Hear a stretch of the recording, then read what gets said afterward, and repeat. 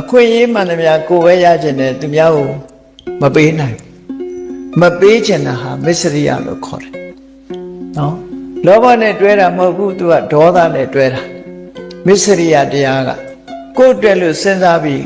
ကိုယ်ပိုင်ဆိုင်လာပြီဆိုလို့ရှိရင်တစ်ဖက်သားကိုရန်လောက်တတ်တဲ့သဘောရှိတယ်ကြောင်ကလေးတွေကြည့်သူတို့ပါဇက်ထဲကြွက်တကောင်ရပြီးဖမ်းမိသွားပြီဆိုလို့ရှိရင်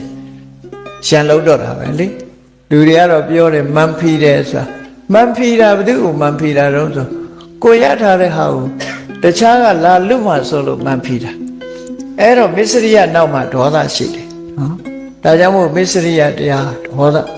ကိုပိုင်ထားတဲ့အရာကိုသူများကို share မလုပ်နိုင်တာမစ္စရိယအိတ်တာဆိုတာကြတော့သူများကြီးပွားတာကိုမနာလို့မရှုစိတ်ဖြစ်တာအိတ်တာအဲ့ဒီသဘာဝတရားနှစ်ခုဟာအလွန်ဆိုးဝါးတယ်ဒါကြောင့်မို့လောကလူတွေဟာအိမ်မှာနေထိုင်ကြပြီးတော့နော်မိသားစုချွေးတယ်မွေးတယ်ဆိုတဲ့အချိန်မှာမိသားစုဘဝမှာနေတဲ့အခါမှာမစ္စရိယတရားလွှမ်းမိုးနေတဲ့အိမ်ဟာ6ကပ်ကပ်ဖြစ်နေတတ်တယ်ပေါ့ဘယ်သူမှအခန္ဓာတို့ကျွေးမွေးတာတို့မလုပ်ဘူးရှိတာဖွဲ့ထားတယ်ဆိုတာမျိုးတွေဖြစ်တယ်ပေါ့နော်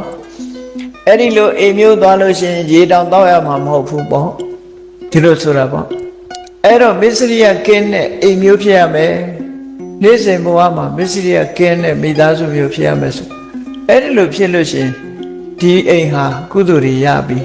ကုသိုလ်တွေမပြတ်စီးဆင်းနေတဲ့အိမ်ဖြစ်တယ်